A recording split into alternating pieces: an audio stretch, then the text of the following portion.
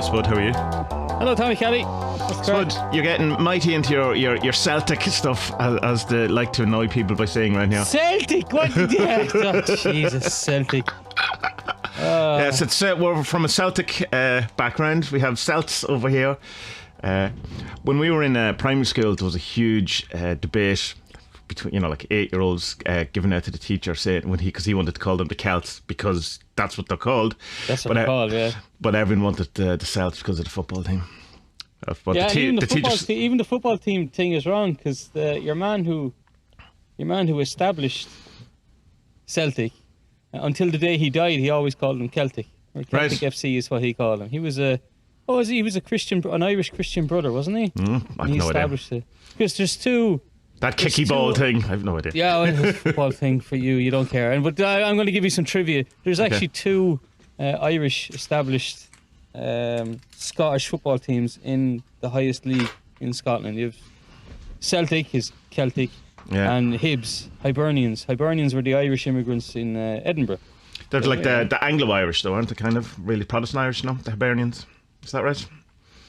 The reason why I say that is because the ancient order of Hibernia that we have here is kind of associated with the Protestant kind of gentleman clubs. No, I think they were like, Ray Houghton and all these players, they were like the poor Irish immigrants who ended up over there living in the slums. Because I've been down to actually, I get used to live really close to the stadium. It's an interesting part of Edinburgh. So it is. Right. Put it that way. Yeah. It's nice and it's cool looking because it's fucking ancient. And Edinburgh's one of these cool cities where hardly any bombs have ever dropped on. So it's just old and fucking cool, Right. Prague. The Czechs are brilliant, man. The Czechs are anyone who invades Czech Republic, they're like, Annie, do what you want. Do what you want. It's fine. Just don't drop any bombs, okay? Yeah, don't kill this is gorgeous. Don't do it. And the Scottish are like, I shite anyway. What's the point? And so, it's Jesus, what's the name? Leith Walk. Yeah, we got in trouble for no, I can't tell you that on the air. Like me to tell you that. I'll tell you that off air. Right. Yeah, we got asked to move along by some Scottish cops. It was good crack, and they were laughing at us. They thought it was funny. No, I can tell you, the Orange Order were doing a march in fucking Edinburgh for some reason, right? Okay. Yeah. Usually they do it in Northern Ireland. So we decided upon ourselves that we would let them know our dissatisfaction with them having an Orange Order march in Edinburgh. And the police came and told us to move along with big smiles on their faces, and we did. We went for more pints, and that was the weekend I met Aga. It was a fun time for everyone involved. Yes, initiation by getting almost arrested during a parade. Sure, why not? We got later that day, which was the 24-hour kind of drinking session. It was earlier in the day. Or was it later in the day? I don't remember. I mixed it up. But anyway, there was a fight in one of the main crossroads of Edinburgh, somewhere in the city. I don't know. It's a busy one anyway. And I was so plastered drunk that there was this kind of fight going on between us and these three Scottish lads. And they're trying to fight us, and I'm like, I don't understand a fucking word you're saying, man. What the hell is going on here? And next thing, I got a slap, and I kind of walk around, and I turn around. Next thing, this amazing, gorgeous black Lexus just pulls up beside me. And then I get into and he's like, get in. And I'm like, So I open the door and I sit down. I was like, holy shit, man, this car is amazing. I'm going somewhere around Leith Road. I know where it is. And he's like, I'm not a taxi. And well, why did you let me in? I saw everything. If you need me as a witness, here's my business card. I'm like, all right, cool, grand, nice one. So I got back out then. And next thing, the cops had come and they moved us down the street and right, what's going on here? And I was like, I don't fucking clue what's going on. These lads are starting shit with us because we're Irish or something.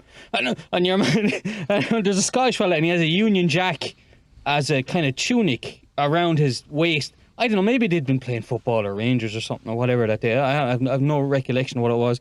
But the Scottish fella says to me, yeah, you're a fucking racist. And I'm like, what the fuck are you talking about? You're white.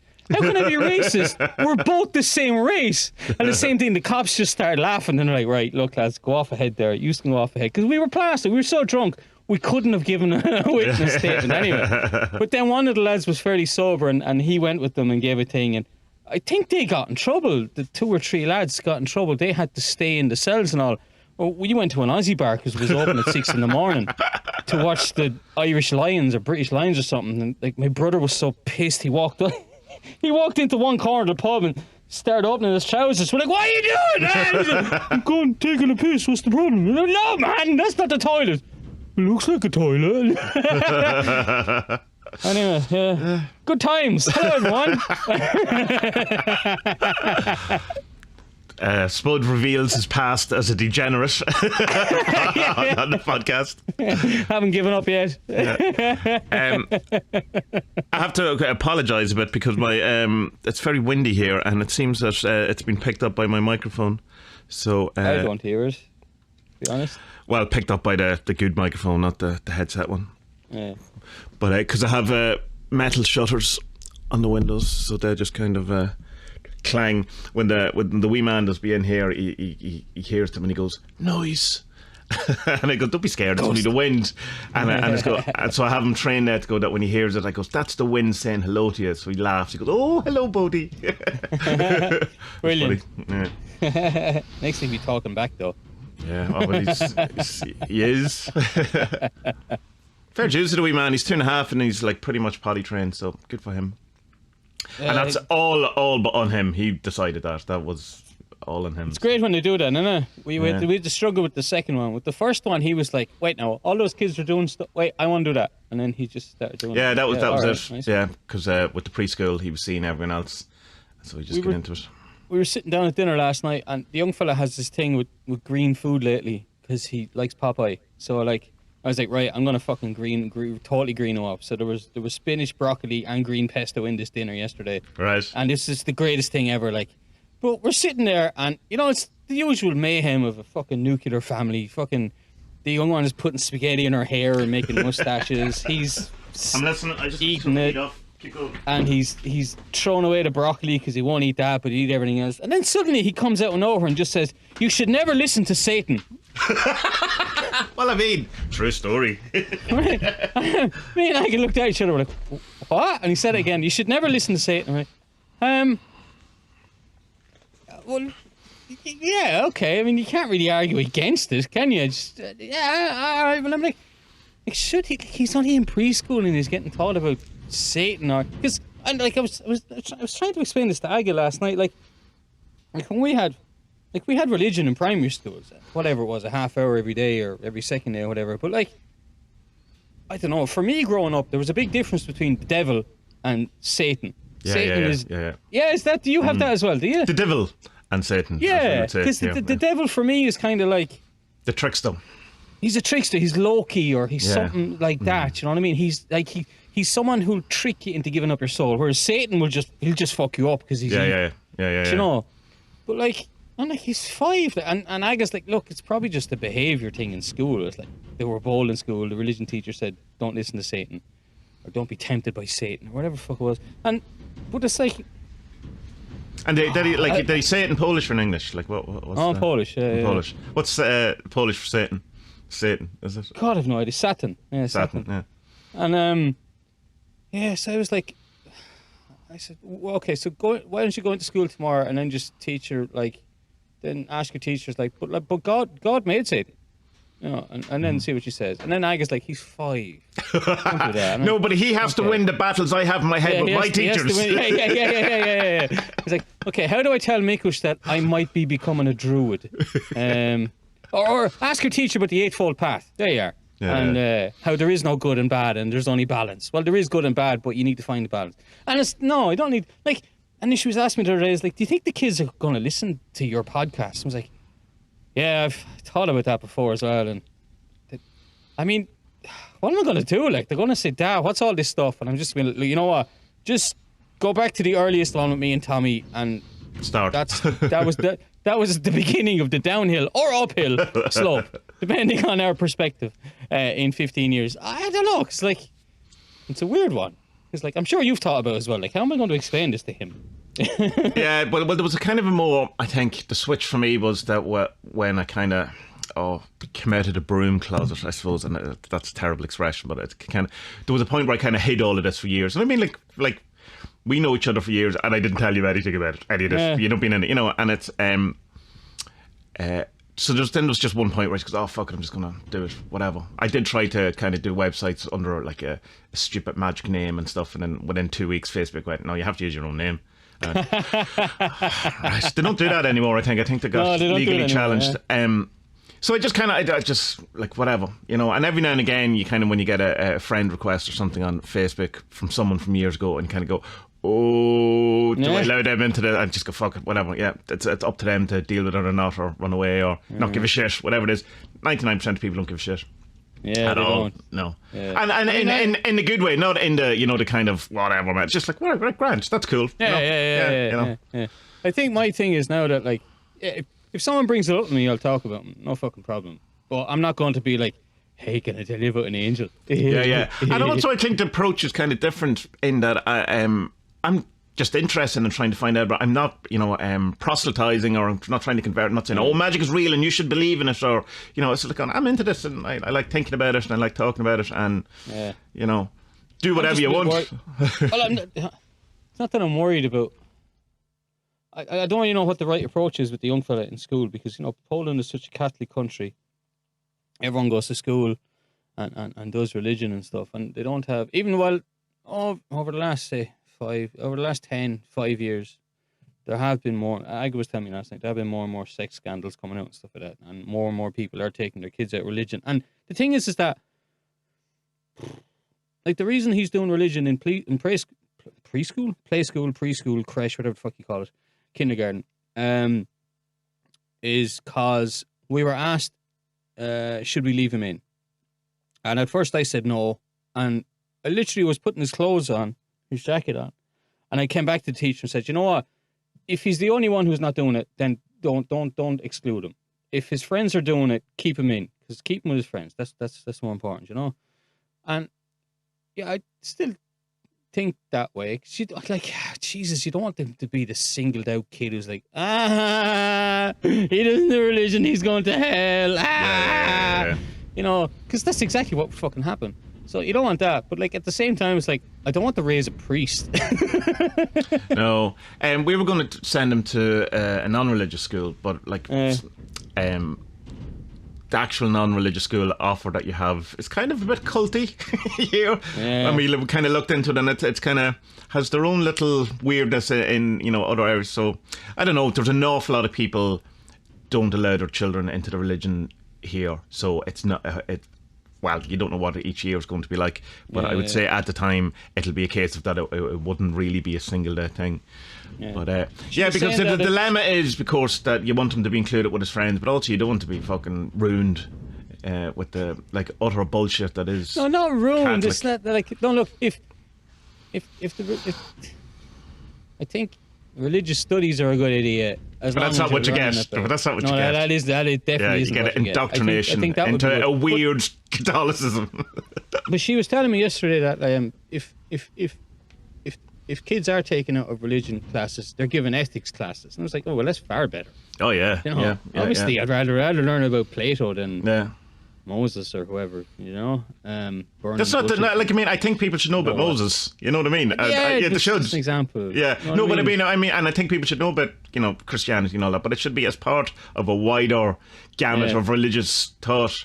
It's like this week Christianity, next week Buddhism, Hinduism, and I mean, what do you know about Islam? I know nothing about Islam. I don't think it was ever even mentioned in my entire 15 years of national school or whatever, like government paid for school. Like, I don't think Islam was ever mentioned no, once. Islam never came up in primary school. In secondary school it would have come up, Did it? But definitely not in primary school. Oh God, no.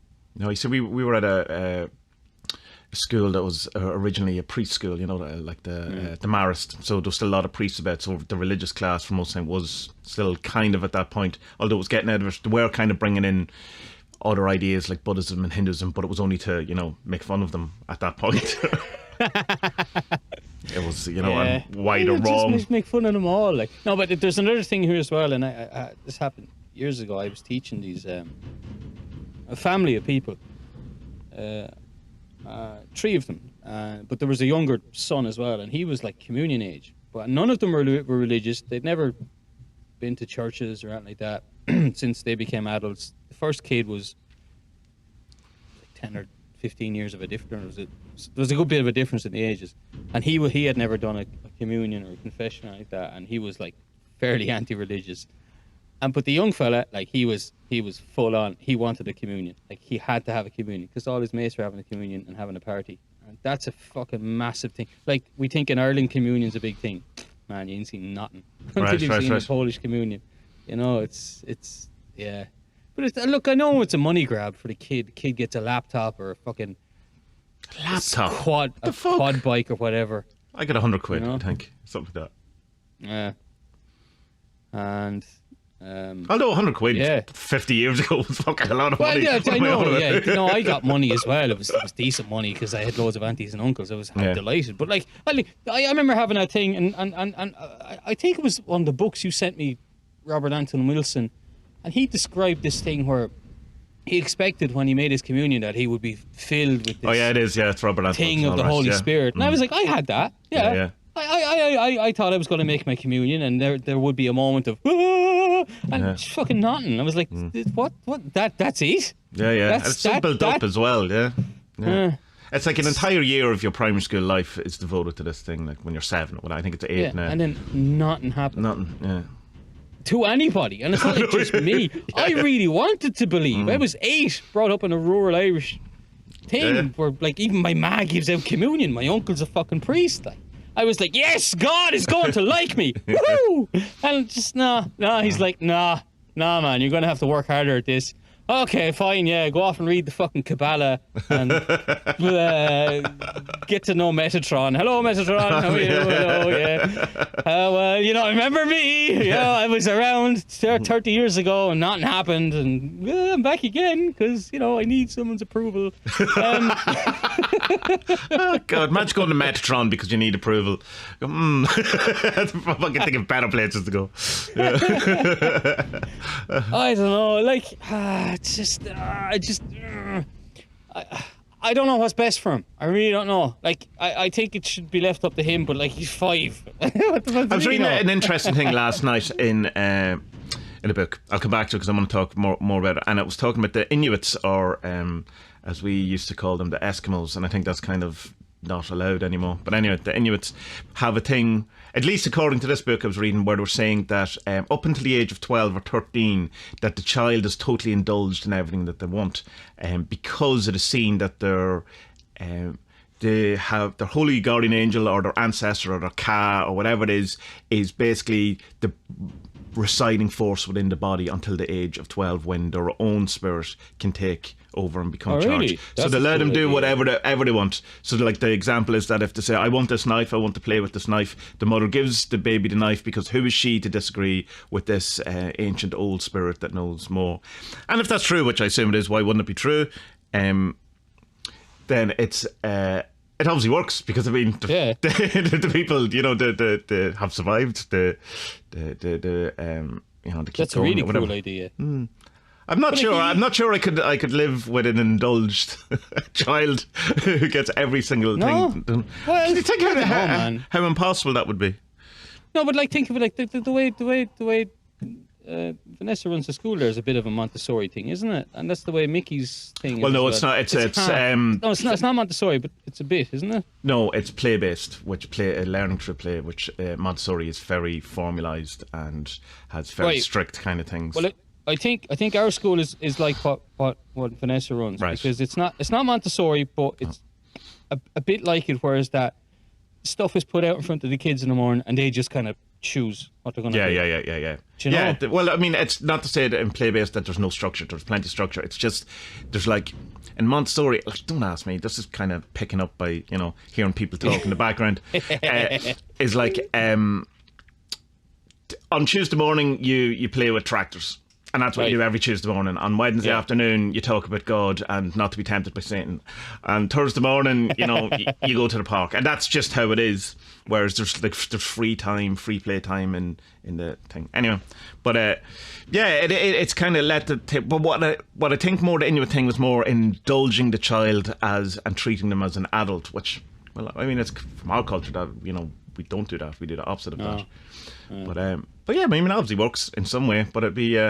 I wonder what sort of teenagers to become, though. But here's the thing. That's because I'm assuming that their worldview is wrong, isn't it? I'm saying, well, no, of course there isn't a spirit of the ancestor in this child for 12 years. And kind of going, well, what if there is? Maybe it is. Well, I don't know though. I mean, like I suppose like a lot of the indigenous peoples of Canada and America, you see a lot of alcoholism and drugs and stuff in that, especially in teenagers, because they're just kind of they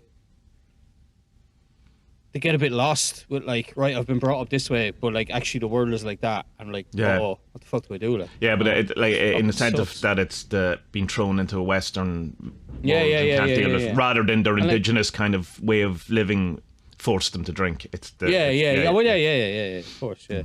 Yeah, I don't know. I mean, I don't know. I think we'll just have to play it by ear. Like, I think it's not that I'm worrying too much about, because like, I know that the school system is fairly good at turning Catholics against Catholicism. It seems to be. Well, in fairness, the Catholic institution in itself and its behaviour and its history is very good at turning people against them. The thing is, like, I mean, if he grows up and becomes religious, you're like, yeah, okay, what the fuck? Who the hell am I to stand in his way, type of thing. But it's just that. It ruffles me feathers, this kind of indoctrination thing where it's not. Yeah, but also you remember you're going to be there too. It's not an echo chamber. Like, he's not going to be just coming home and go, oh Jesus, and you go, yes, that's what you learned at school. You're going to, right, well, Jesus is a thing. Let's talk about other things. Let's have it's not. Whereas when we went home, it would have been, yes, Jesus. All right. Yeah. I know that, but then. But then I'm just getting too hypothetical then. And then he goes back into school and he's like, yeah, but my daddy says this. And they're like, your daddy's a foreigner. And then you get him to say, yeah, he's cultured. Man. The thing is, what I want for the young lad is I want to cause as few problems as possible, because my parents caused so many problems for me growing up. Yeah. So, I mean, you can't win whatever you do. I don't know. I really don't know. I'm going to make you're not. Will you stop? I'm going to make a prediction. I'm going to make a prediction, and I very rarely do, but I'm pretty sure on this one. I think he'll be grand. Yeah, he probably will. He probably will be grand. Yeah, he'll be all right. So, how's your sigils going? Good. Yeah, just that kind of took off, that challenge, didn't it? People seem to enjoy that. Yeah. Trying to work out why. I think I know why. It's because when you do a sigil challenge, there's a chance of getting things. When you do a Star Ruby challenge, there's a chance of your life falling apart. So it's a bit more attractive. You know what I mean? I don't know. I think it's what's the good one? The good one is the left-hand path, isn't it? Depends on who you ask. The left-hand path's usually associated with the demonology, cliff art. Oh, really? Yeah. The right-hand path. So right-hand. Right-hand path is more your return to God. Mystic kind of, that kind of, okay. Or it's like, in a really terrible way, it would be like Satanism versus Christianity. That's a terrible way of left-hand path being Satanism and right-hand path, but I mean, it's not. And also, it doesn't work in all cases. And originally comes from Hindu and has been brought over by Theosophy. Again, that is also not agreed upon, so other opinions are available. So there you go. See, that's my thing with sigils, is that they're a bit too good to be true, Spud, I would say. They are too good to be true, but I think they're a bit too left-hand path then. They're too much about me, get stuff, me. Well, that's not really left-hand path, right-hand path. That's more high and low magic, the kind of association. And high, low, left, right. You put the left hand in, put the right hand out. You do the magic turn around and something. And the demon comes out. Fucking step aerobics magic here. Yeah. What the hell is going on with all these directions? I know that's my nervous thing with these, and I'm really trying. But you see, here's to the make thing sure it doesn't come into mine. Yeah, but you see, the thing is that some of that possibly, I would suggest, is coming from a Catholic guilt thing that you shouldn't be allowed to have the things that you want. You're not allowed to want things, all that kind of stuff. And so, in a sense, if you were to do a left-hand path approach to that, you would do loads of stuff and become fully immersed in getting the stuff, because in order to break the taboo of not being able to, not seeing getting stuff as being bad. But it is. I mean, it's But you see, it's all of these things. There has to be a balance. It's like, everything's good for you in moderation. That whole thing, in that you can do sigils, and that's absolutely fine to get the things, to get whatever you want, or to affect reality, to re-enchant the world, all of those things. But then you're getting in danger of becoming a desire monster. That you can't be in the now because you're always saying, "I will be happy when." When I get to things. So you become that, and then you get into Duca territory, and you kind of have to look at it in that way.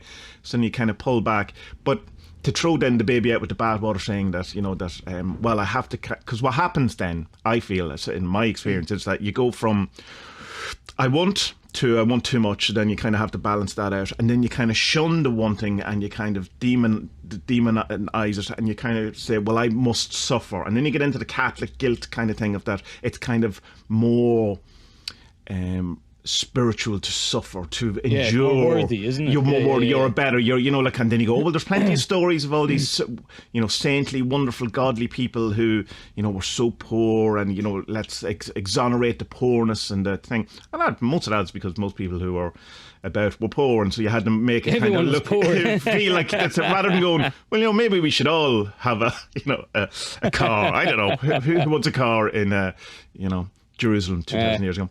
But yeah, so it's kind of, it's seeing it in a kind of the balance thing. But I totally understand what you're kind of, why you think what you do, because I have that too. But it's something that I have to consciously. But then there's the other side of it, is it's like the first confession, or the thing where you have to try and think, well, I don't really want anything. Do I make something up that I do? Will I lie to the priest about what I'm going to confess? So it's the Gordon White answer to that is just do stuff for frivolous stuff because it's fun. His good example would be to do a sigil to find vegetables that look like penises. It's just fun. And if you get it, it doesn't change the world. They all it look doesn't like penises. Or whatever. You know what I mean? Look, have something. But they can all be used as a dildo if you try hard enough. Just something that it's just funny, it'll make you laugh, rather than is going to in any way. There's plenty of things. Like I used to do things for find new music, a belly laugh, or a knowing smile from a stranger, or just stuff that isn't going to change your world, change anything, and it's not, but it's still keeping you in the momentum of doing these things, But so have you been doing the sigils, or have you? I'm doing them. I haven't been posting them up because my drawing is embarrassingly bad in case. Well, the other thing is that it's you don't have to post them up. It's just. Not to you, to everyone. It's not part of it. Look, I think what I'll do is I'll write blog posts at the end of every week, and I'll put them into that. All right, I don't mind sharing them there, but just some people in your Discord are proper fucking artists, and I'm like, oh, just keep it going. But the whole point of a sigil is it must look magic to you, to the wizard, to the operator, and that's the important bit, which is I'm sure you could you imagine if you share kick-ass sigil, and it's for something that's it's for a, I don't know, FFM threesome with fucking Cindy Crawford and Liz Hurley or something like. So this is an FFM threesome in the 90s, is it? This is the one I had here. This is amazing, this is fucking, I'm going to get this, and then it's charged because you obviously do what you're going to do thinking about Cindy Crawford and Liz Hurley, and then you share it with the world on Tommie's Discord, and it gets no emojis. I know. No one puts the fire emoji under it. No one puts the fire under it. And then oh fuck, I've lost the charge. What the fuck's going to happen? It's going to end up being an FFM with, I don't know, Katie Sigil or... Careful. Who else is... Yeah, careful. Tommie. Tommie. Who's that? Rosie O'Donnell or something. The hormone monster from... the really old hormone monster from Big... Have you watched Big Mouth? Big Mouth is amazing on Netflix. No, I don't know. I haven't. No. Right. It's an animated thing, and it's so rude. It's about teenagers growing up. It's a bit like... what was the English one from a few years ago? It's hitting my tongue. 4 English lads going to school. It's a bit like that, but animated and way ruder. In betweeners, that thing. In between, it's a bit like that, but far, far ruder. All right, let's check it out. That sounds great. That sounds it's right up really, my alley. really good. And so I mean that's not why I'm not sharing them. I'm only messing about. But using the earth or the element stuff is cool as well. And even I was like, right, I'm just going to go balls out now and I'm just going to put tons of magic in this. I've even tried to put the associated kind of archangel with them as well. Awesome. Cool. Just, why not, like? Yeah. Fuck it, if Damien Eccles can do it, I can fucking do it. You know? Yeah, you'll be getting into planetary hours next and planetary days and... Yeah, your man. I drink tea on Discord has the sigil thing, and it's. I don't know if I did that for a lot. No, I did that for a while. Doing it. I think. But here's the thing: there's two kind of things to it. Classically, that's how it's done, and that seems to work. So who am I to judge that? And also, if let's say it is just getting yourself in the mood for it, or in some way convincing yourself psychologically that thing is, then that's really good, because this is like this is the exact fucking time you should do this, and all that kind. But the downside of it is then if you go, well, I really need magic for this thing and I can't because the best day isn't until Thursday fortnight at 3, but I need it now, But like maybe that's the thing. Well, obviously you don't need it now. Like, but I don't know. Most people I find do emergency magic rather than long-term magic. I mean, I know as well, Tommy. I'm an awful fucker like you for overthinking stuff, making stuff too. Like, why should that be this and should that be that? And like, what do you mean by that? What do you mean by that? What are you saying now? What are you saying there? Yeah. Well, I'm just gonna write down at the time and the date that you told me this. The moon phase. The moon phase had the halo moon around it, and fuck you, Spud. But ultimately, I found it didn't make it any better for me, in that I have a kind of fairly consistent 60% success rate with magic, which goes up. I've said this a million times. Which goes up if I want the thing less, and goes down if I want the thing more. And no matter if I do it, having got the gull eye that I took from the nest at the top of Magic Mountain and come down and made my potion, or whether I just throw out a sigil and in 3 seconds, that seems to be, which would lead me to seem it's kind of intention. But I also don't think it's just intention, because there seems to be some sort of something else. I don't know. It's just I end up, I don't know. Yeah. And I'm okay with that. I mean, there have been some like kind of strange things happened over since I started doing them, but like there were maybe 1 or 2 of them was connected. I had this thing over the weekend where like 3 people who would have been like, I wouldn't say the biggest part of my life, but were fairly big parts of my life, just suddenly hey Spud, whoa, hello, what's going on there, like? Yeah. And, that's mad you say that, because I've had that happen to me too with one guy. Yeah. That I didn't cop until you just said that. Like exactly what you've had there. Yeah, that's interesting. Strange. And I'm just like, okay. And then there's I mean, I'm trying not to even think about the results of them. I'm just doing them and putting them in the book, and the book will stay.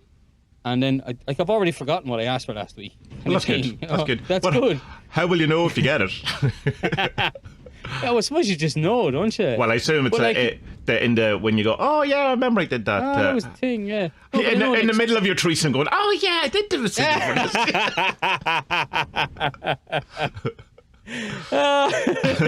Liz, I only met you this morning. How did we get here already? God almighty.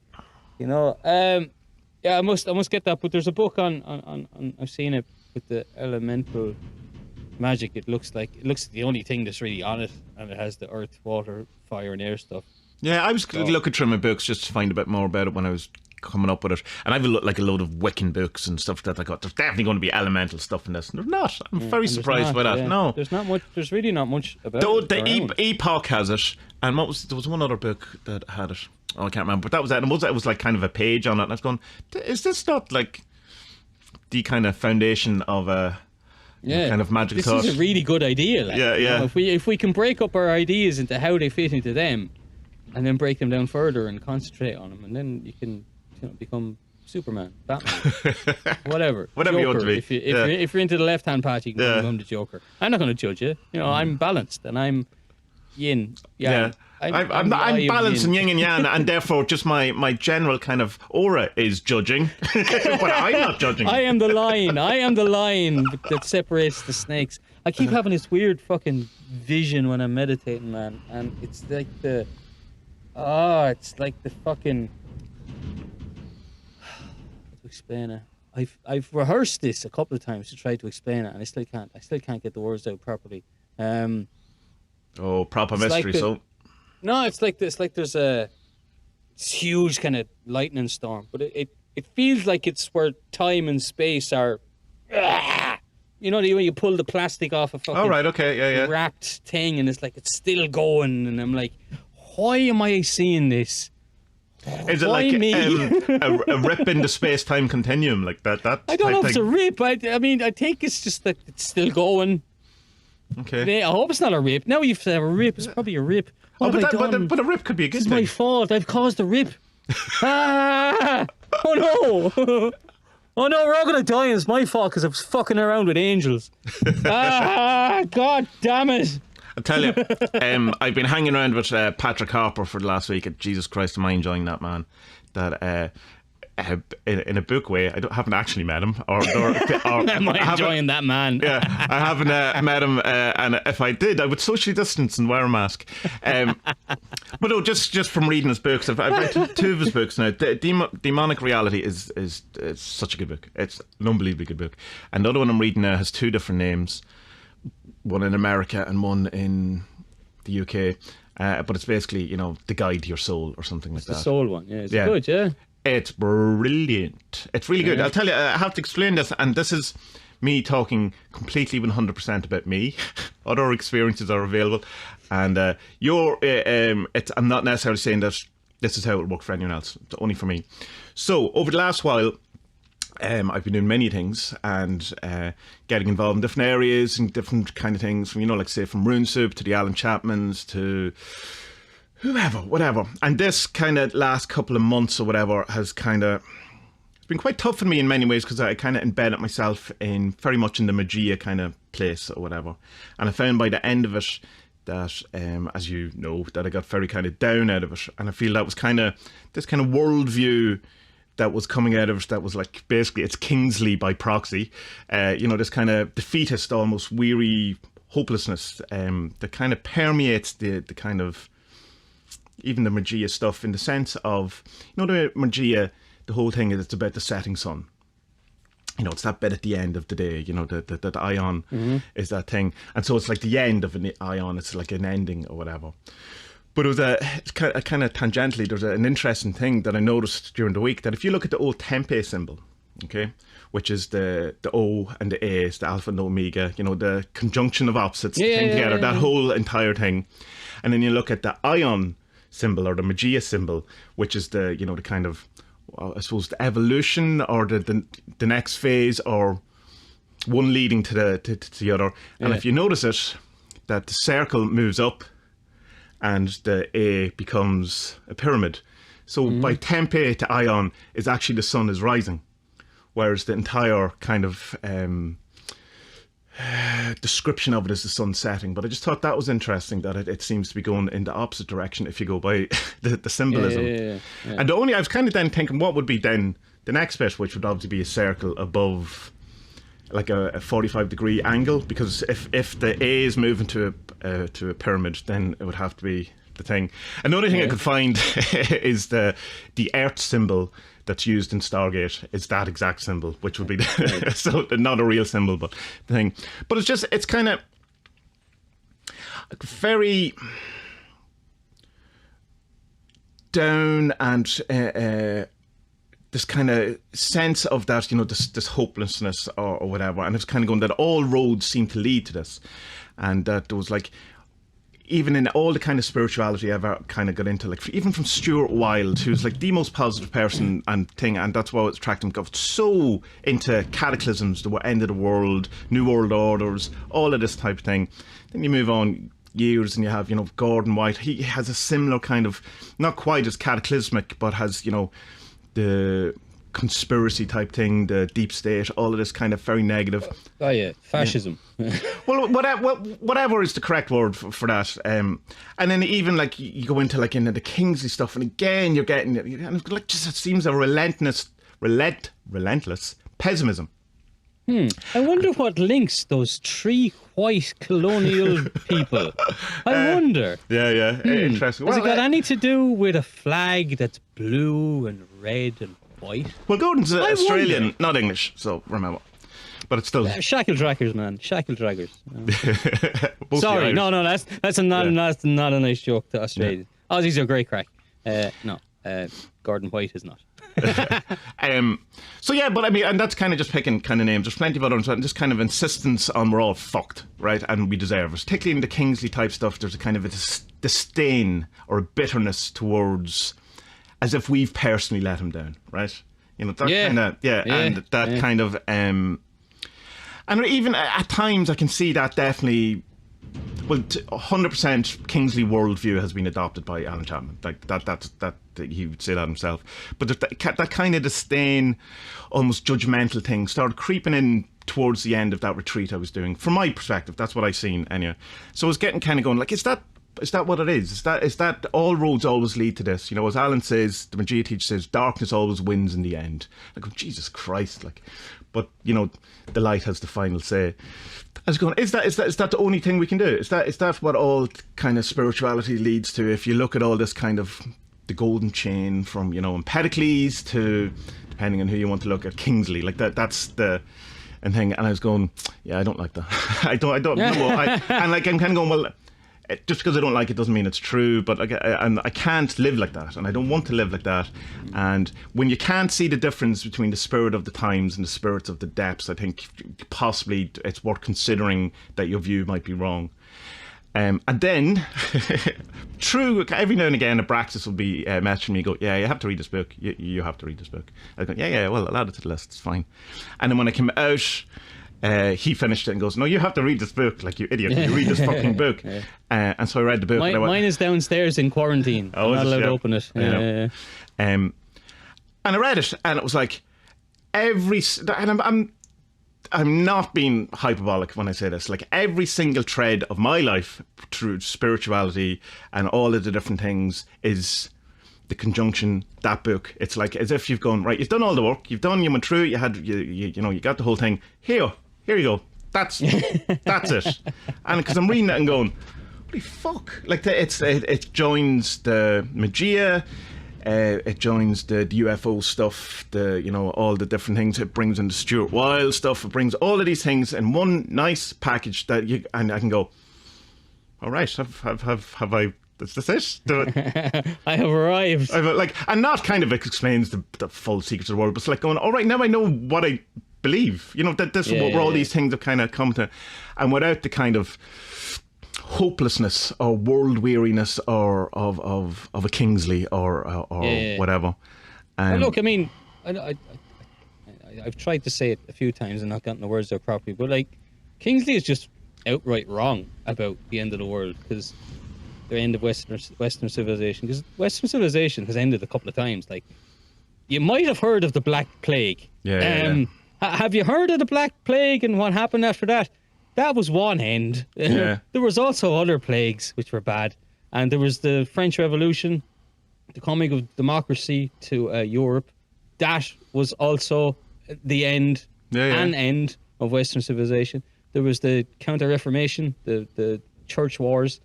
That's an end. So there's just three. I mean, and the Enlightenment himself ended plenty of things too. You know, like a whole worldview. This idea of Western civilization is ending is just nonsense, because it's ended loads of times already and still going. And I suppose the thing I can go with Alan Chapman. I mean, we talk about him so much. I mean, there's obviously an awful lot of love for the man and what he does, but the insistence. Look, I love Magia. Magia's amazing. Yeah, it's the insistence on the infallibility of Kingsley. I can't do. And that's not to say I love Kingsley. I think he has plenty of brilliant things to say, and has certainly widened my field of view on a history and philosophy. And but it's just like, still a man, still a dude, still has foibles, still his thing. Man. And but yeah, with the part, I can't wait till you read it, because I don't think you'll anyone else will probably get the kind of Saul on the road to Damascus type thing that I had, because it was like the perfect book at the perfect time at all the conjunction of all of these things that was just even to the documentary we're going to talk about thing that kind of all seems to fit into it. But Patrick Harpur, in his book, he talks about Kingsley. He talks about the golden chain. It's like there's a bit at the, I don't want to spoil it for you, but there's a bit at the very end of it it was kind of like, for me. Oh, the butler did it, you bastard! The butler. You bastard! Yeah. The demiurge did it. But it was just kind of as if it was like kind of just at the very end. You know, when I'm sure you do, you get a nod from the universe, or you get a wink, and it doesn't give the game away. Yeah. Doesn't give the game away, but it's just the thing. There's the final chapter called the Golden Chain. That and I was like, but of course it is. You know, and it's like, I'm not explaining it well because it's. I know exactly what you mean with the nod though, because I was reading. I finished there's that book I read called Ireland's Immortals, which is the fucking best book I've ever read on Irish mythology. It's outstanding. It's amazing. I cannot say enough good things about this book. It shows you where the gods came from, why they were who they were, how they were who they were, and what they evolved into from their very fucking beginnings to what they are now in like neo-paganism and Celtic the Celtic gods, like your it's Dagdas, amazing. and, you know. And he makes a great argument at the end. It's like, look, for hundreds of years we've been trying to shoehorn Celtic gods into a pantheon. And it's like, that's not how they exist. So can we just not do it? So we don't need to do it. Well, that's the whole problem with syncretism. That, well, you know, when you try to shoehorn everything into everything else. Yeah. So, and plus as well, there was that book I read, Beyond the Mist. That was a Carl Jungian look at the Irish gods, and he was like, his thing was something similar. It's like, we don't really need this structure because within all of the Celtic gods, there's a large element of the anima or animus anima. Like even like the Dagda, he was one of the head bottle washers. He had the good god. Yeah, like his willy was so big, right? That when he was walking from one town to another, it would drag on the ground and it would create ditches. All right, nice. That's how big his knob was. But so obviously he's very masculine, and he had this big, massive weapon that could kill 9 soldiers at a touch kind of thing. So he had 2 massive weapons. He had 2 massive weapons, right? But he also had this feminine just to signify duality. Yeah, but he had this feminine part, which was like his cauldron was never empty. He always had food for people.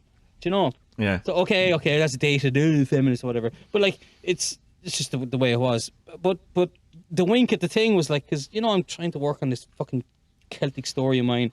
And I was reading this book and I had this thought, I was like, I shouldn't even bother doing this because, like, I can't go up against the likes of Yeats and A and all these other ones that have been before and after. And next thing, the next sentence I said was, we don't know where this is going to go in the future, but from time to time, a Celtic reimagination just comes out of nowhere and changes everything. And I'm like, fuck you, yeah! Gonna do awesome. it! Yeah, awesome. Yeah, oh, fuck, that's awesome. Yeah, high five. But yeah. But you see, here's the problem. Like, you try to explain that to someone, and they go, you actually think that sentence was about you. And you go, oh, well, no, obviously it isn't, but I think, no, yeah, fuck it is. Yeah, it was fuck exactly you, about I do think it's about me. Yeah. It's exactly about me. You know, the stars lined up so that he wrote it at the exact time that it would be read by me, 4 years after publication. It's a great book. Read it. Yeah. If anyone has any interest in it, read it. It's amazing. Send me it and I'll put it in the show notes. And I know you put it in the Discord, but you've been assaulting us with all this Celtic wonders, Celtic stuff. No, come here. I'm happy that the Patrick Harpur thing is good. It was really good because his interviews are great and his Irish accent. I'll tell you, it irks me, but also at the same time, parts of it is going. It's not actually bad. It's a bit shillelagh, but And I was kind of thinking about it in that he's like. That's something that we as Irish people shun, and I think maybe we should kind of reabsorb it and retake it back, and that kind of charm, that kind of we go, leprechauns, and that's not what really Irish is about, and we're kind of, I think, probably losing something a bit with that we should probably not do that, and just kind of, I know from a tourist point of view we do all that stuff, and there's the leprechaun hunt and all that, but we're kind of, as he would say, literalising Ireland. We're losing the folklore stuff. But well, there's something I was thinking about during the week as well. On the Patrick Harpur stuff, actually, first. I'm glad because I've been listening to John Keel's Eighth Tower, which I think that's his last book. I know there was other books came after, was it 68 or 78, but I think they were like reprints or second editions or reworkings of older books. I think that's the last one. And it's so disappointing because I really like Mothman and Mothman Prophecies and one of the other ones as well. And this is just nonsense. Oh, is it? Awful. Because this is touted as his book. It's just no, good book. it's like, I mean, a book is in trouble if it's praising Eric von Daniken. But yeah, right. But Eric von Daniken is an emerging property at that point too, I suppose. Like it's an exciting time. His Chariots of the Gods had been out a good while then and debunked. Is it? No, I thought Chariots of the Gods was like 68, 69, something like that. Maybe I'm wrong. No, I'm willing to be. Because I thought Eric von Daniken was, like, again, prove me wrong, please do, was a 70s phenomenon. Who's the other guy who also has that kind of? I can never remember his name. Has similar type of ideas, but doesn't go quite as bonkers. Anyway, it'll come back to me. But there's stuff like just says these like weirdly outlandish things. He's like, it's been known that after, or it has happened on many occasions that after a UFO sighting, thousands of heads of cattle have gone missing. It's like, that has never happened. That has never happened. He just says he writes these baseless things which have no proof whatsoever. And you're just like, it's so disappointing because the other books are so good. And it's kind of like, I don't know, I think he just drank too much of his own, what did the Americans say? Kool-Aid? Kool-Aid, yeah. Kool-Aid, the red liquid, I don't know what the fuck it is. Blood. They drink the blood of the Mexicans, isn't that what the Kool-Aid is the cult that drank the Kool-Aid and all killed himself. That's where that all comes from. I clue where it comes from. That's it. But it's Jim, really what's his name? disappointing because I was a really big fan of John Keel's until listening to this one. And now I'm like what can I trust now? Yeah, it's all of Mothman bullshit then, Yeah, it's like I know it's dated. I know it's 40, 50 years old or whatever, and you're listening to it and you're going, yeah, no, he's wrong about that. He was wrong about that. He was wrong about that. That didn't happen. That didn't happen. And it's like, how much other stuff did he like? Is he making it up? Are you basically saying that if he was alive now, he would be the male equivalent of Linda Moulton Howe, and we'd just be trotting on? Oh yeah, so all of these calves, they were all killed by UFOs. All of them. We're in an abattoir, John. They weren't killed by UFOs. Yeah. Disappointing. That's sad. But I know I like it. I hope the Harpur book will bring back a bit of enchantment for me. But that was something about the fairy stuff. The fae. The fae confused me because, like, if you started getting into the fae, right? And would you then not realise, okay, so these are like former Irish gods to a Donnan. Why don't I just go and check them out instead of staying with these? Because these are a bit lame. Read Daimonic Reality. That's for pretty much the trade running through it explains why these things seem to shapeshift over periods of time. Is that what you mean? No. Okay. What I mean is the two of the Donnan that the fairies are based on are cool and kick ass. Yeah. Fairies, Yeah, no, yeah. I've never felt any attraction to fairies. Is what I mean. But many people do. That so you're not the barometer but I of what's don't cool. understand the attraction. Yeah. You know what I mean? I don't know. Me neither. Me neither. Like, so don't get me wrong. I'm not saying that, but he makes the case of how the two of and the fairies, the UFOs, the BVM, all of these things he suggests are something else, and that the change in relation to shape-shifting into Hyde in whatever is going on currently in us. So that that's the answer, I suppose. That's the answer I can give you. But I don't think that's going to be satisfying to you. No, I don't know. It's like, because I've never read any fairy or fae stuff where I've gone, that sounds cool. I've always gone, this is pathetic. Why do people put up with this shit? This is crap. I know, but why do you think your opinion is so good then? Like, why do you think you... my opinion doesn't matter at all. No, but it obviously is because you're dismissing fairies because you don't like them. I think it's dismissing them because I've been told where they come from. You know what I mean? I know that the two of the Donnan kick ass, but fairies are... Do you think the jinn come from the two of the Donnan?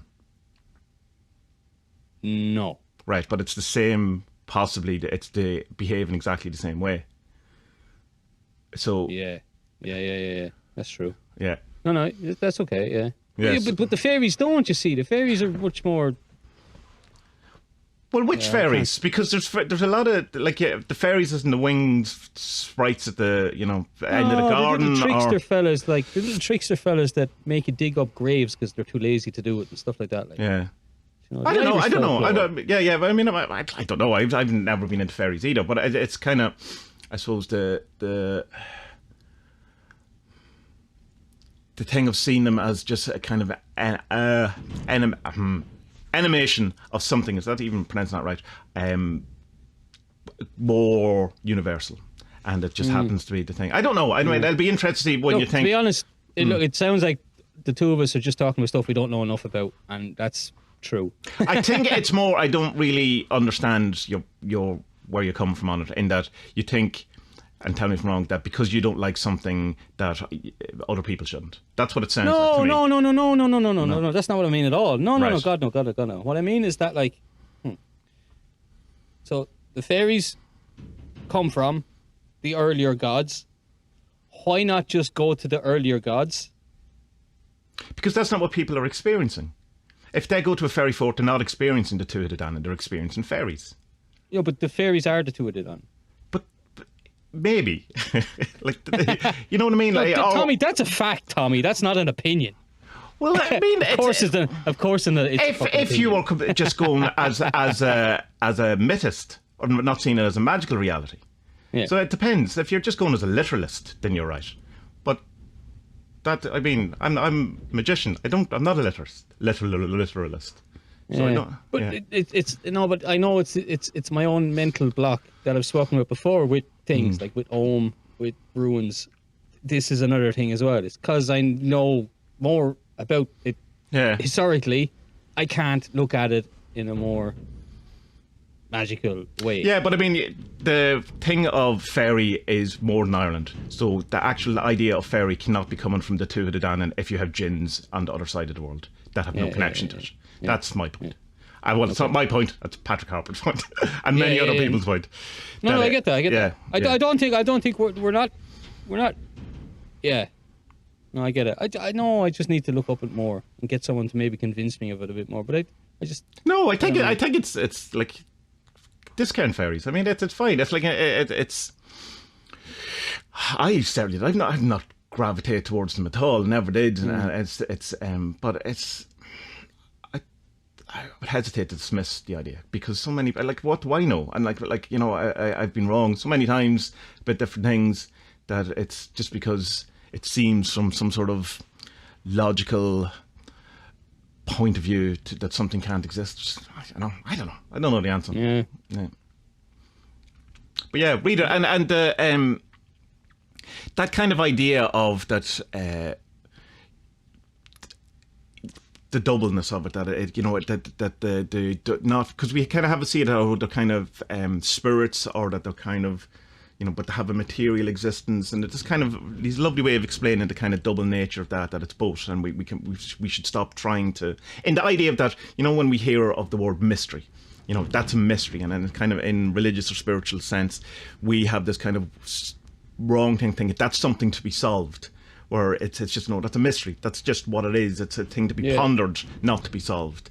So I suppose for me at the minute, fairies are things to be pondered, not to be solved, or worked out, or researched, or kind of disenchanted by saying that they're something else. I mean, I have a good few folklore books here and all, and they're good fun to read. But it's just I always see them as fairy stories as a kind of childish.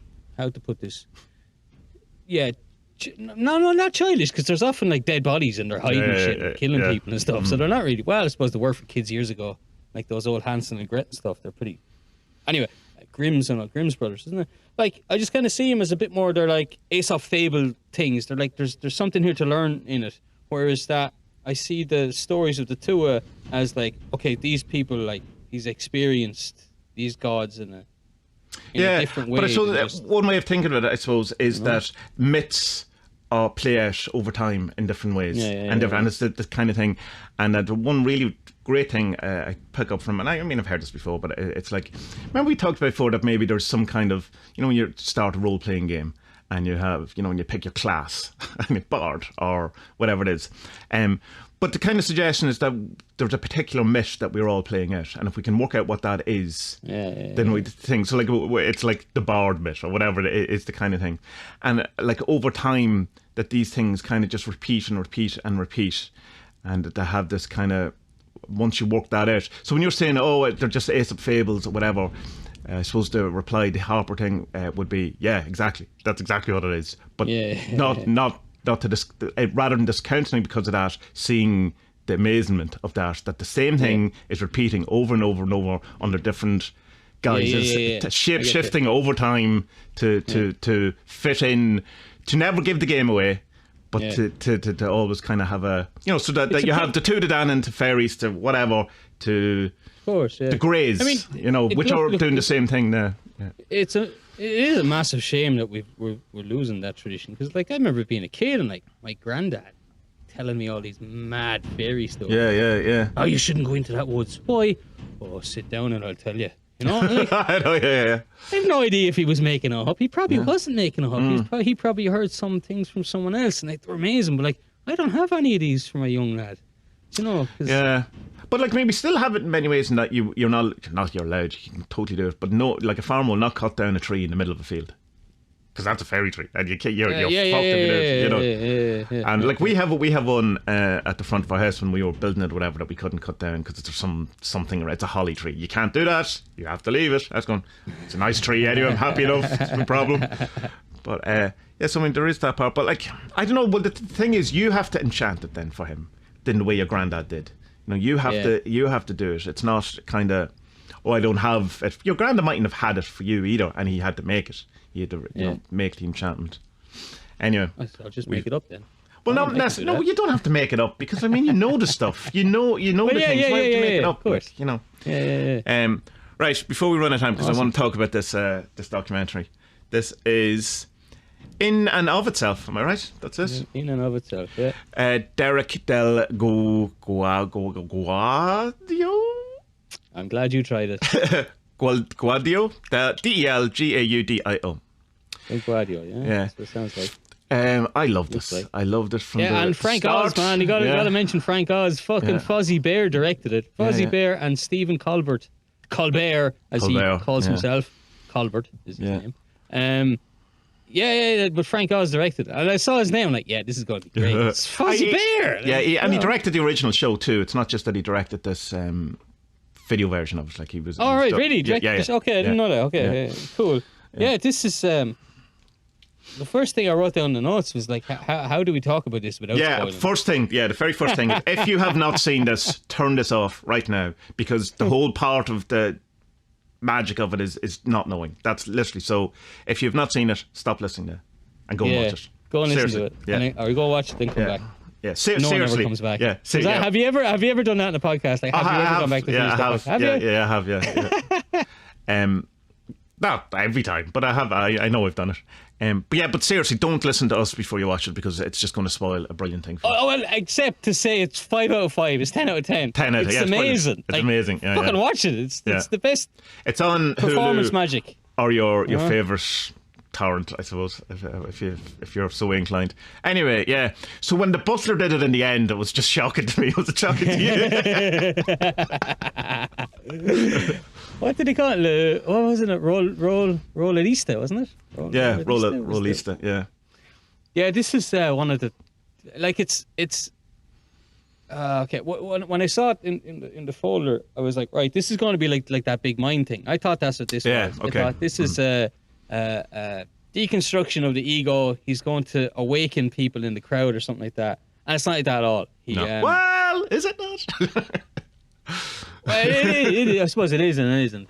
But it's just the unfolding of it and the way he's able to do what he does at the end. It's just mind blowing. Yeah. The chances, like, I tried to do the maths on it and I gave up after a couple, because it's like it's just too hard. Like, if you have, did we explain it?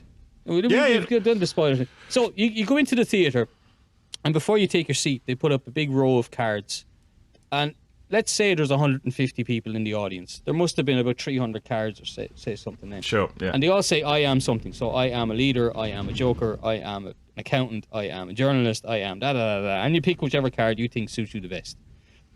And then at the end of the show, then he fucking knows. It reminded me a bit the whole thing of Darren Brown and some of his shows. And thing. Only I really like Darren Brown. Only it's like it's a level above what No Harm to Darren Brown does. Like when I went to actually see Darren Brown live, it's not as impressive because you can work it out easier. There's just really, yeah. Yeah, the I don't know. It shows a bit more. The thing. Now, some of it I didn't work out or whatever, obviously, and it's easy to go onto Reddit and find out how he did it, anyway. But there's a much better, even though Darren tries to weave a whole story in and will have a narrative, this is certainly more personal and has a much more proper magic feel to it than Darren, who's very atheistic and very, debunking and kind of just courts the magic thing, best friends with Richard Dawkins, that kind of, he's from that kind of ilk, where I've no idea what this guy, Derek, or Cody, as he calls himself, is, but the feel of it. He's from a bit of reading I've done, because I don't want to read too much into it, because I don't really want to know. He's considered a top-class magician, but he wants to break out for that. He says he wants to be the man who breaks magic. That's his kind of thing. So while you could say, not in the David Blaine way of making magic really boring. Yeah, David Blaine's in it. Did you notice He's that? in it. Yeah. So while there is amazing actual magic tricks, for me the magic of it is the kind of consciousness change that happens through it. There's the theatre magic, or the sleight of hand, the magic with MAGIC, and then for me, and me reading into it, and I don't really care, but that's how it feels, there's a greater MAGICK magic going on, which by the time it gets to the end is, and the whole point of it, there seems to be that's the big trick of it, rather than these amazing card tricks or whatever. That's the bigger trick. Basically the story revolves around someone telling him that he is the equivalent of someone who's doing what's that game called? Gone to the head? Russian roulette or whatever, and then that kind of sets up the narrative for 6 different smaller there is a word for that. I was going to say it's not diatribes, whatever it is. Subplots, whatever. It's just smaller things, and each of them are very interesting. The dog and the wolf one I thought was amazing. I just thought that was just, there's a bit, I don't know what was going on or whatever, but he was kind of sitting there and he's doing this trick, this amazing card trick, whatever. But he's talking and he's doing, and it's 11:11, by the way. I just got where he starts talking, and there was a part of me that kind of felt like he's while he's talking, to the audience, as if he's talking to a different part of me, or that some sort of, when you're a kid and you're in a room with adults and they're talking and they're kind of including you in the conversation, but they're talking about something that's just out of your kind of understanding, or just, it felt like there was. Red sounding too weird, I suppose, that as if he was directly talking to the bigger part of me, and something was happening, something was being relayed, some sort of thing that I was kind of going, I think I get this, I'm not sure though, but okay, and you see some of that kind of stuff happen with people who do NLP. They kind of talk like as if I'm also talking to your consciousness. You think I'm talking about this handbag, but I'm really talking about your baggage, and kind of go, yeah, fuck off. But that's actually what they were trying to attempt. Felt like what was going on in this kind of scenario of, in the time of the day when you can't tell the difference between the dog and the wolf, and how he kind of was a dog and then he became a wolf, and then both were found in the other, and it became kind of the mystery after it. I've talked about too much. He's a great actor. He's like, I don't know if anything he said happened. No, yeah. I have no idea, because he has this story about having to leave their family home, because the neighborhood found out his mother was gay, and it's probably true, but it might not be, but I believed every single word of everything he said. The man should be fucking in Oscar films. Yeah, I mean, it says he did it 250 times, and this felt like it's the first time he's told a story ever. You know what I mean? Yeah, Like, yeah, for sure. Yeah. Like it's so well rehearsed it doesn't look rehearsed. You know. Yeah. Which is not the case for most films you watch. Yeah. You know, you can see that. Yeah, he's acting. You know, this fella's not acting. Like he is acting. Yeah, he is so completely fucking good at it. Yeah. It's just like wow. You know, there's I don't know. There's so many fucking cool bits about it. Like Did you get? Because I didn't get. You know when he's doing the letters thing is fucking mental. But you know when he's taking the letters down. Did you see that was an elephant? Because I didn't until I seen the screenshot later. I did. I totally. So I asked the question. Did you see the elephant? No, I didn't see the fucking elephant until later. No, I saw that. Yeah. There was the logbook. I thought was an interesting kind of idea as well. So like. At the start of it, they kind of pick someone. Someone has picked the card, Mr. Tomorrow. Is that, no, he just says, does someone want to come back tomorrow? I just pick someone. Yeah, someone want to come back tomorrow. And someone says, yeah. So then he gives them this fucking massive logbook. And what the logbook is that they write down their notes of what they've seen up to a certain point in the show. And then they're told to leave, and then they come back the next day. And so, they write what they've seen in the show so far, and they make a prediction for the end. And he's like, well, good thing about this logbook is that it's just like a logbook from the old ships because they were supposed to log everything that happened during the day and their position and stuff like that. But then on days when they couldn't see the stars and didn't know where they were, they would have to just make it up and then find their way back to where they should be when the stars come out. And he's like, this is what this is. And it's like, that's a fucking interesting concept because it means that they know it's like there's truth and then there's your predicted truth and kind of what truth you think should be. And all these kind of mad ways to play with it, you know. It's brilliant. And the letter stuff was very impressive. I don't know how he done that. Well, the only way he has to do it, like I was thinking, is like literally whoever came with them to the show had set up the thing. But they picked the letter. You know what I mean? Yeah. Unless every single, I really no idea how he does it. Other than no. I don't think it's any set up like that. I'd say it's just some form because you've seen. I remember there's one Darren Brown thing where he's had a greyhound track or a horse track. Oh yeah.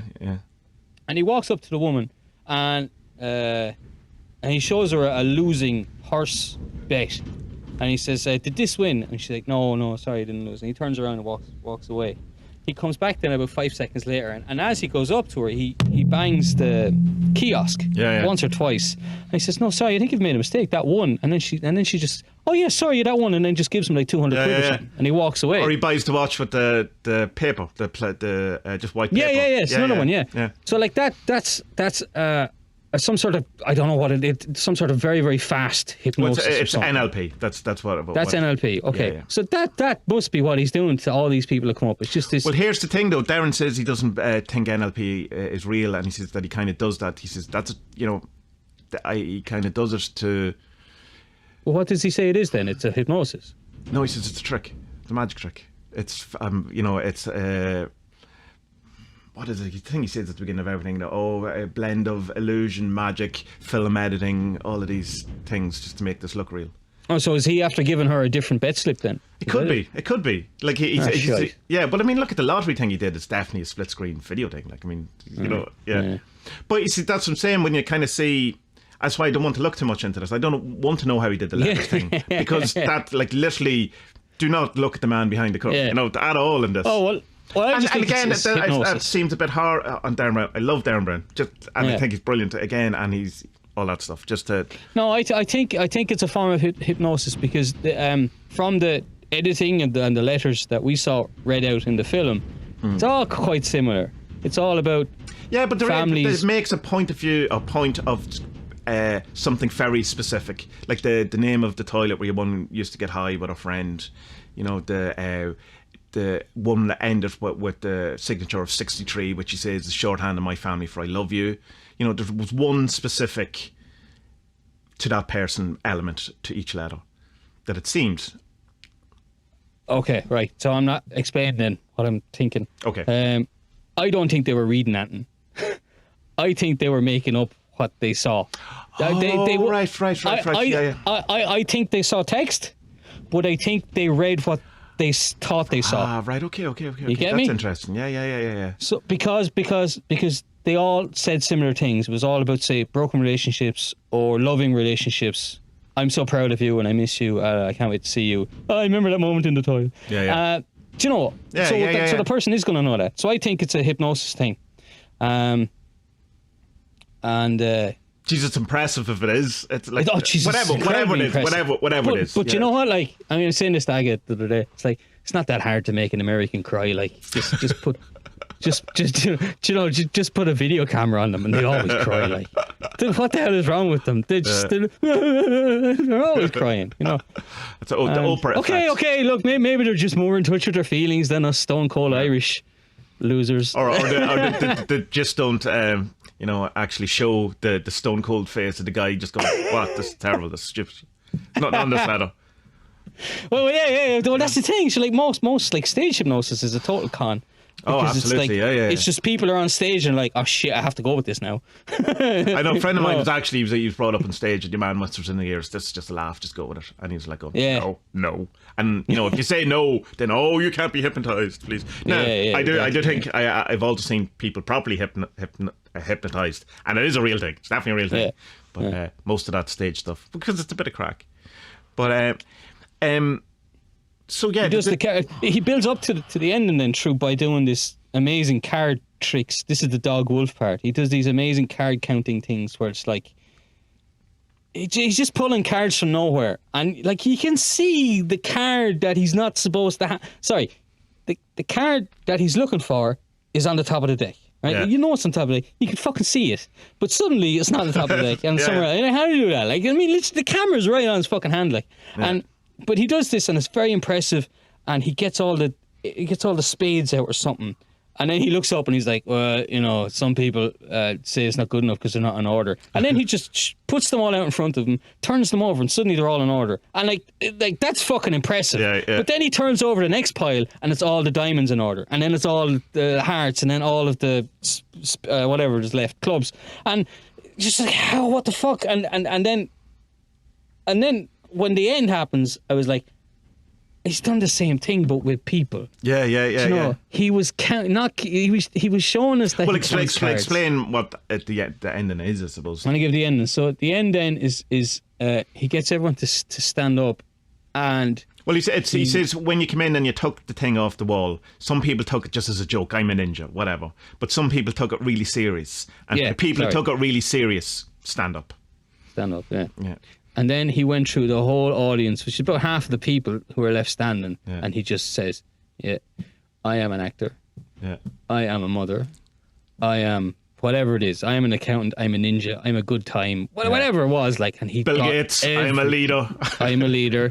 David Blaine, I am your brother. Yeah. And he whispers to Johan Abramovich, you're really a Satanist. Who's she? She's the artist that you remember the spirit cooking thing that became part of Pizzagate and all that. But she's an artist who, one of her great documentary, The Artist is Present. It's on Netflix about her, where she does like she becomes part of the installation of art, and she did a thing where she just sat for a few days and people come up and she just stared directly into their eyes, and it had a profound experience on the people who turned up and done it or whatever. Yeah, laugh, but it's very reminiscent of what happens at the end of this documentary. That kind of visceral, I see you, I see you for what and that connection kind of thing. So it was very like a nod to that, in a sense that was kind of.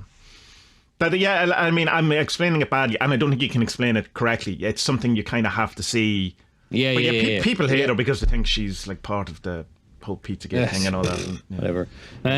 But yeah, so basically he counts cards, but with people, and tells people the card that they picked on the way in. You're like, oh yeah, someone had a video camera and a microphone. Well, it doesn't matter, because there's plenty of these things where people can. I've seen one where a guy, 300 people in the cinema, whatever it is, I don't know what the number, and as they come in, he tells they tell him his name, and when the film's over, they come out and he tells them back what their name was, all of them. Yeah. So it's a thing that, this memory, like the memory palace where you just put, or you have an association. So Siobhan is redhead, green, or you associate it with your mum, whatever it is. These things. So there's that. So even if it is that, okay, which is probably some form of memory retention, mentalism or that kind of thing, that's kind of irrelevant. I've halfway through he started reading it off a thing. It's the looking in the eyes and the recognition and the validation and how each of the things he was saying was touching that person. And I have a quote that I just want to read because it's thing. He says, "That moment of watching people be and feel really genuinely seen is the magic of the show." And I think that's it. That it was, you could see that, I see you. I recognise you or whatever. And, Amanda Palmer, who she was in the Dresden Dolls, and she's, people love, hate her. She was married to Neil Gaiman, which not to say that's how to define her, but that's how some people might know her. But she has a book, and she did a lot of street performance and things like that. And so she wrote a book all about, trying to be okay with artists charging and seeing worth in themselves. And she has this whole kind of section where she goes around street performers, and there's one point where she sees a guy and he's dying of debt. It's this long day or whatever, and she just goes up and stares into his eyes, and the two of them make this unbelievable connection, and she just goes, "I see you," and he just starts crying. And it's the same, whatever that is, where we're kind of, in a sense, I suppose, so I don't think it's validation, so starved for connection and for people seeing us without the baggage or without the stories or without where you could just see Paddy, rather than the Irishman, the thing you did when you were at school that I know about, the thing in Scotland where you just go who you are in the moment right now, that kind of looking into your soul type thing. I found that just kind of, I don't know, it went on a wee bit too long, I think, but they had to get in all the guest stars, and his mum turns up too. But do you think that was his mum? Well, it doesn't matter, does it? No, it doesn't, because I just said that was the mum. No, that wasn't. That's just someone who picked up "I Am Your Mother." That's all that is. Could be. Wanted a hug. Yeah. I don't know. That's in the same way, Dave Lynn is not his actual brother. No, I didn't think of that. Actually, yeah, you're right. Why wouldn't one of the labels be mother? Exactly, of course, it would be. Yeah. What would you have picked?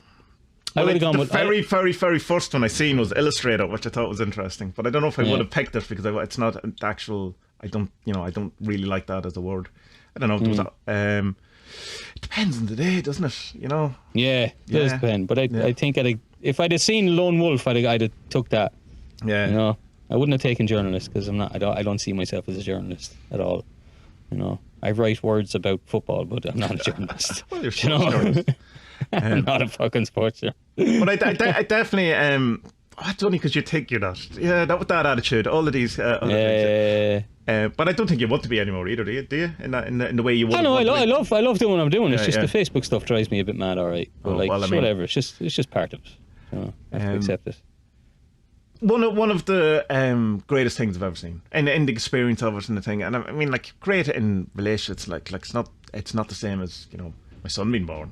You know what I mean? It's not. It's like, but one of the best one man. Speak for yourself, Tommie. The best one man stage performance, magic, with a K, without a K. Yeah, it's like and then the very final trick is brilliant as well, and not even going to spoil it, but it's so good. It's like the first time you watch Darren Brown or something, and you're like, "Wow, how did he do that?" Or Dynamo, the chap from Birmingham. Yeah, he's amazing, well as well. impressive. Yeah, and you're just like, "What the fuck is he doing?" Yeah. And the way that he has this crafted into a play with a lot of good stories behind it, and the stage stuff is pretty minimal, but it's very effective as well. It's great. It's just I was saying to Agus, like, imagine coming out of that show. Just imagine the feeling of coming out of that. Because, like, when you watch like a really, really good film and you come out and you just spend the whole fucking night talking about how great it was. And obviously it's not a Marvel film. And you're like... Iron Man 3. Wow. You're like, fucking Pepper Potts. Fucking Jesus Christ. I'd pepper her pots. But like, but you just come out of your mind to be blown. You're just like, what have we seen and been a part of? It's crazy, you know? Yeah. Absolutely crazy. And like, God, more power to him. I wonder, like, should I never watch that again? Because I want to, but like, I mean, I don't know. Is that going to spoil? I think there's an element that might spoil it. But I still. How long is it? It's like an hour and a half. Hour and a half, yeah.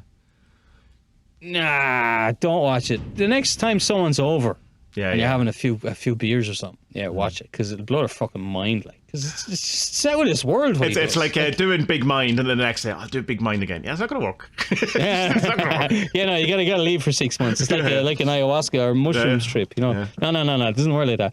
Yeah, it's just class. Like, it's just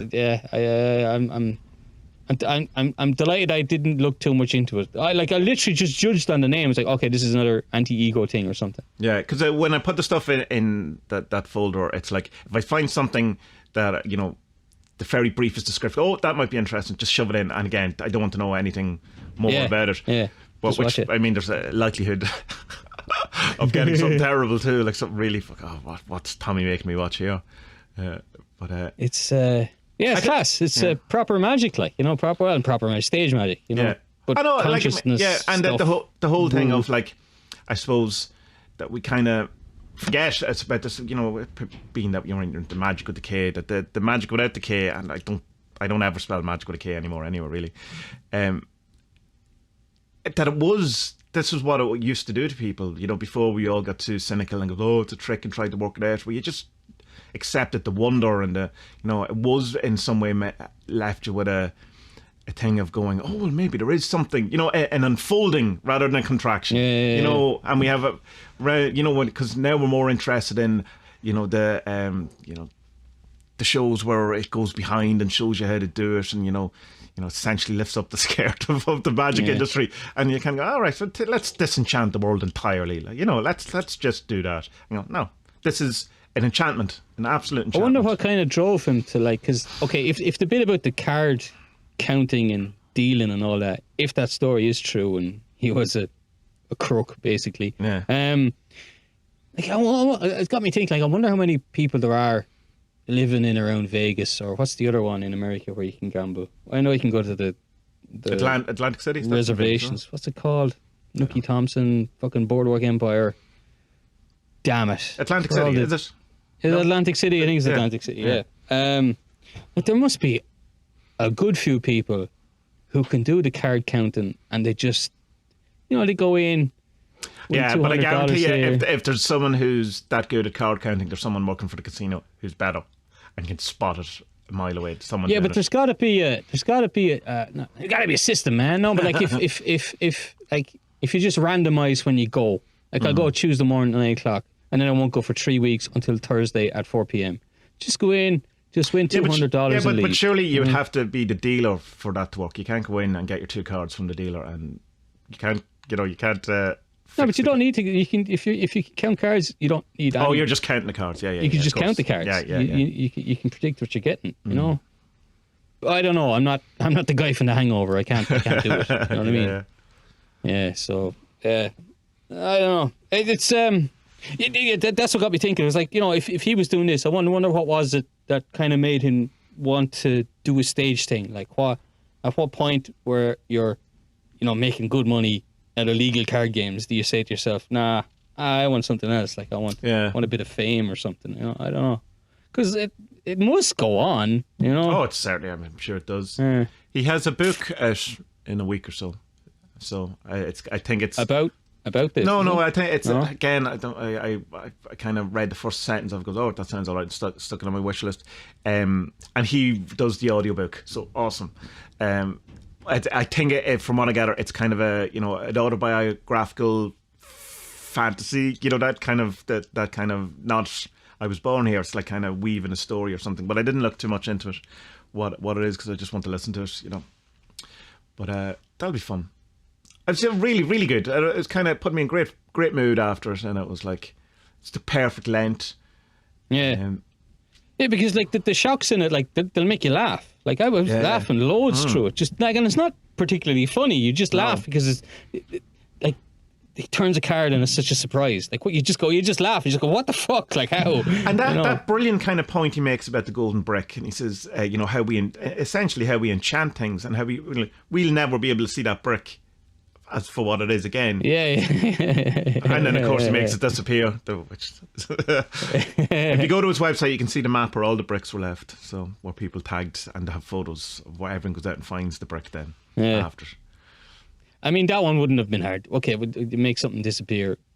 Loads of people do that, but like just get a runner to go here, leg it. Oh yeah, the end bit, of course, isn't hard. No, it's still cool that he did it though.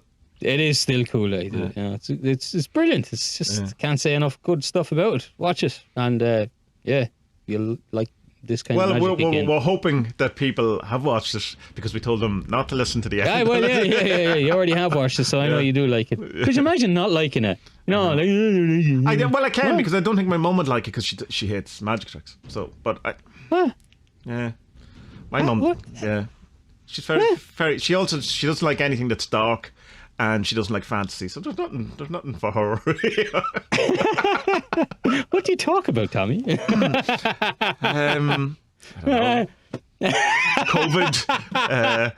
Not allowed to get out of your house. 9 more weeks of shit, man. I swear to God, I'm gonna crack up. Oh yeah, Ireland. Yeah, what the fuck? Like, get your shit together, Ireland. Just revolt. So seemingly, it's we're not allowed at 5k. Past our house that can't be changed because it's been tied in with the what's the thing when you're thrown out of your house, what's that called? Eviction. So the eviction thing where they put a stop on evictions got tied in with this 5 kilometre. So if they remove the 5 kilometre limit, then evictions can come back in. So tough shit. For God's sake. Yeah, that's a joke. It is. Yeah, and I don't know the ineptitude of people, but it's like here we are a year later, an actual year later, about 2 weeks, whatever it is. We closed a couple of days before St. Paddy's Day, and I don't feel we're any more prepared than we were this time last year. Like, is there more? No, come on. No, in the sense of there's no extra rooms in the ICU. There's no extra beds. There's no extra ventilators. There's no track and trace. None of that. That all stopped last summer. There's no, the thing where the whole idea of a lockdown was that so we can prepare when we open up for whatever's going to happen. Oh, now we're just going to have the lockdown because we didn't prepare and we're not doing anything. Hopefully the vaccine works. That'll be great. And then I don't know. Oh yeah, no. Ireland's biggest problem is it's so fucking lackadaisical about everything. It's a massive problem. That's why Ireland's infrastructure and everything is just shit. Well, maybe we were talking last week, we've seen that, or whatever it was, about that. At least these big non-tax-paying conglomerates come in, and Facebook or whatever. It turns out they don't even pay their. They don't have much staff here in Ireland. One of them had billions in tax-free revenue and paid zero in wages. So for God, wonderful! What a country! What a country. Yeah, but it's a mess. I don't understand why it's like that. I don't. I mean, every country has its problems, but like. Just fucking sort your shit out. I think it's just we don't have the expertise in the people, in the government. We've the expertise in the we're very well trained, very well educated. But it seems as soon as you go into the government, you lose your brain. It's simple stuff like, I give an example, right? My brother has moved now, but he was living in this little village, and for his missus to get into Geneva, she had to take a bus and a train, all right, to get into Geneva where she was working. Now imagine how much of a nightmare that would be in Ireland. Oh yeah. To time the bus and time the train so that you need to be on time for work, right? What they do in Switzerland is, right, this would blow your fucking mind, Tommie. This would blow your mind. They make sure that the buses get to the train station so that you can get that train into your work. What? Isn't that crazy? Yeah, that's unbelievable. And apparently loads of countries actually do this. And Ireland's like, what? Why would you join fairness, up? The private bus people, obviously we don't have a private train, but the private bus people run on time. It's because when I was working in Dublin, like the bus was like literally always arrived at like whatever it was. Yeah. 8:04, whatever it was, they had to be in. Not 8:04, Jesus, 7:04, whatever it was. But and you can see, the difference between the train network when, I was a kid and to now, like if I want to train, say, from Wexford to Cork now, I have to go to Dublin. What? Yeah. what? It's ridiculous. Like, you know, you want to train to Galway? Yeah, good luck. Get a flight. It's just there's this nice little island that was all linked up 100 years ago, 150 years ago, and now isn't. We had a train station already years ago that's gone, and you could go on a mystery tour to Bray if you wanted a train direct to Bray.